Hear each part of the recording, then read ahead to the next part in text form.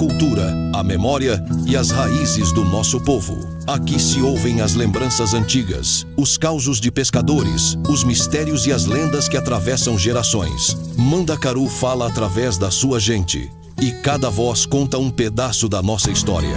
Histórias de Mandacaru. O passado e as histórias. Do povo para o povo. Bom, e hoje, na estreia do Histórias de Mandacaru, né? Histórias contadas do seu povo para o povo, estamos aqui com ele, convidado especial, o primeiro convidado desse novo quadro do Mandacaru Debate, o nosso amigo Arnaldo. Mas quem é Arnaldo? Ninguém conhece, né? Mas se falar assim, Coquinho, aí, meu amigo, a comunidade toda sabe quem é Coquinho. E esse moço aqui, ó, tem muita história para contar para todos os mandacaruenses. Meu amigo Coquinho, você é o nosso convidado, fica à vontade para falar um pouco da sua trajetória. Eu só tenho de agradecer, né? Estar participando desse novo programa, né? É um programa que acredito que muitos de Mandacaru vai gostar, que vai conhecer muitas histórias que tem aqui dentro do bairro, muitos que estão morando hoje aqui não conhecem, né? E eu fico muito feliz, né? Tá fazendo parte dessa história do nosso bairro aqui, do Alto do Céu, de Mandacaru. Gente, e um detalhe maravilhoso. Estamos aqui no Alto do Céu, nesse cenário maravilhoso. Olha aqui atrás. Isso aqui atrás, aqui, ó, é a fazenda, o viveiro de camarões, né? De camarão. E Coquinho vai agora falar um pouco qual os fatos, as histórias que marcaram mais você. As histórias que mais marcaram aqui no bairro aqui em mim mesmo, eu acredito que tem algumas que eu guardo até hoje, né? Vou contar uma aqui do meu irmão, né? Que com 15 anos foi o primeiro acidente que teve aí na Estação Velha, né? Onde ele foi para o aniversário do meu tio. Nesse tempo o trem as portas eram abertas, você podia botar a cabeça fora, olhar, né? Só não podia botar o corpo demais, né? E nesse momento ele foi de achar, o paredão bateu na cabeça dele, ele caiu e terminou morrendo, né? Isso aí é um que eu guardo até hoje, porque eu também, eu ia mais ele não queria que eu fosse, né? E outras também, essa daqui da própria onde a gente tá, que aqui era a fazenda, né? Aqui era a fazenda onde a gente tá, que foi invadida, né? Por muitos pessoal que não tinha casa, né? E, infelizmente, nosso amigo Oião, né, que era da Beira Moiada, mandou uma paia, os pistoleiros chegou a tirar a vida dele, né? E isso aí foi uma revolta. Foi uma revolta muito grande, né? Acredito que... E repercutiu muito, né? Repercutiu não só aqui dentro do bairro, mas toda a Paraíba, no Brasil, porque não ficou nada em pé aqui quando a população queria se vingar, né? Foi uma morte que chamou muita atenção do morador do bairro Mandacaru, né? E outros também, umas lendas que a gente tem aqui, né? Sim. Na época, assim, muitos falavam, mas muitos não acreditavam, né? Mas eu posso falar que eu acredito por conta que já aconteceu comigo, né? Próprio dentro da Maré, né? Onde eu fui na época de caranguejo de andada. Sim. Eu fui inventado de caçar, né? E na Maré você não pode olhar muito nem para trás, nem pode chamar nome. Eu não chamei nome, né? Mas eu olhei muito para trás porque meus amigos estavam atrás, né? De repentemente eu vi uma pessoa correndo atrás de eu com um facão, né? E eu não contei a história. Fui carreira para dentro da Maré, né? Entrei na Maré de 1 hora, vim sair era 6 horas, né? Com a maré já cheia. E se eu não soubesse nadar, eu acredito que eu tinha morrido, né? Era que hora mais ou menos? A gente entrou de 1 hora, né, para caçar. Na hora que eu vim sair, para atravessar ela, era 6 horas da noite. Eu olhava, corri tanto dentro da maré, escutava a voz, mas não tinha ninguém quando eu ia olhar, né? E graças a Deus, como Deus botou para eu poder passar por esse rio, né? Porque ali, a gente conhece por maré, mas ali é o rio Mandacaru que passa ali. É o rio, né? Que atravessa. Que atravessa, né? A gente chama maré porque tem lama, mas é o rio, né?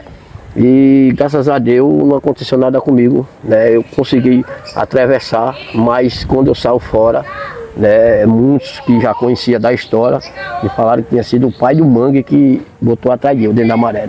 E desse tempo aí eu fiquei com medo, né? Tenho meus filhos hoje, não gosto que eles vá para maré para não passar o que eu passei. Porque se eu não soubesse nadar e tivesse com Deus na hora, eu tinha morrido. Mas aí você, aí até então, você achava que isso aí não é uma lenda, pai do mangue, né? Comadre Florzinha, é tudo uma lenda, mas não é não, né? Não é não. Você não pode, assim, admitir para aqueles mais antigos, né? A gente vê a história que é lenda, que não, mas só você sabe quando acontece com uma pessoa, né? Sim. Agora me diga uma coisa, o mangue de antes é igual ao mangue de hoje? É não. Mudou, né? Mudou muito e a maré mesmo hoje ela é poluída, né? Assim, muita sujeira, né? Era bem limpinha, hoje é muito esgoto. E hoje você não vê muito pescador como vinha hoje dentro da maré. Acredito que se você levar um sumiço hoje dentro da maré, é complicado. Acredito que nem esse helicóptero hoje que tem do resgate, ele não acha a pessoa. Porque infelizmente de noite, né? Sim. E é muito perigoso a maré. Você lembra, Coquinho, daquela época que um senhor chamado Expedito, né? Morreu afogado, foi isso? Num porto, pescando também, num barco, teve isso também, né? Teve muitas pessoas que morreram assim também, né? Teve. Aí teve história que um rapaz, um casal, né? Um com raiva do outro, empurrou ela na Camboa da Véia, né? Chamava Camboa da Véia. E hoje também faz até medo você passar ela, porque você fica se lembrando, né? Sim. Essa mulher que caiu lá e morreu, né? E outras coisas também que tem na maré, né? Jacaré, tem jacaré. Capivara, né? Hoje, se você pular hoje dentro da maré hoje, não é como antigamente. Hoje se você pular, capaz até um jacaré pegar você. Sim. Perigoso mesmo, perigoso. E a gente pede até essas crianças, né? De hoje que não vá não, porque a maré não é para criança não, a maré é para pescador e para aqueles que é profissional. Coquinho, você lembra também o sítio de Dona Zezinha? Tem muita história aí? Se lembra. E aí? O sítio de Dona Zezinha aqui é onde a gente matava a nossa sede, né? Era, né? Ela não queria que a gente tirasse nenhum coco dela, né?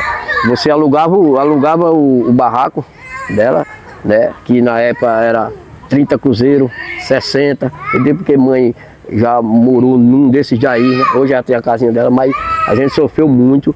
As casinhas caem, mas não caem, mas era uma briga para você morar, um quarto só do vão, não tinha divisória de nada, né? Só tinha um banheirinho, né? E você tinha 2, 3 pés de coco na frente e ela não queria, né? Que a gente tirasse.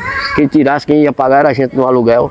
Mas a gente aqui, outra ali, a gente dava um desvio, subia e tirava, né? E era imenso, né? Era imenso. muito pé de coco dela. Inclusive o filho dela, acaba de pessoal já tirando um pé, no outro assim, eles torou tudo. Você pode dar aqui entre a beira molhada e o porto, era muito pé de coco. Hoje sumiu os pés de coco daqui. É verdade. Sumiu os pés de coco. Você vê que o nome dali era o quê? Jardim Coqueiral. Hoje você não vê mais pé de coco, né? Então, muitas coisas aqui no nosso bairro mudou. Né? Tem muita história esse bairro. Não sou eu que nasci aqui, nasci na feira, né? Minha mãe varrendo rua.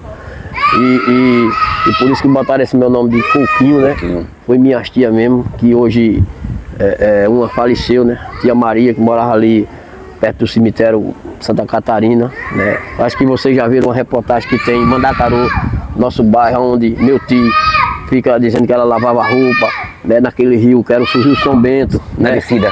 Que era na descida, não só ela, mas muitas mulheres que moram hoje de Mandacaru, era ali que lavava as roupas e vendia água dali também, né?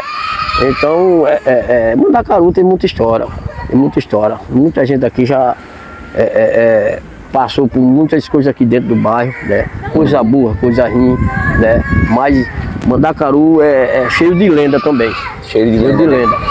Ô, Coquinho, você estava me falando sobre o Juracizão. Que história tem no Juracizão, aquele campo que hoje, né, é um dos maiores patrimônios de Mandacaru? Rapaz, o Juracizão, ele sempre foi um campo bom, né? Não é porque ele está agora gramado, não, mas sempre quando era o Carecão, ele era muito bom, né?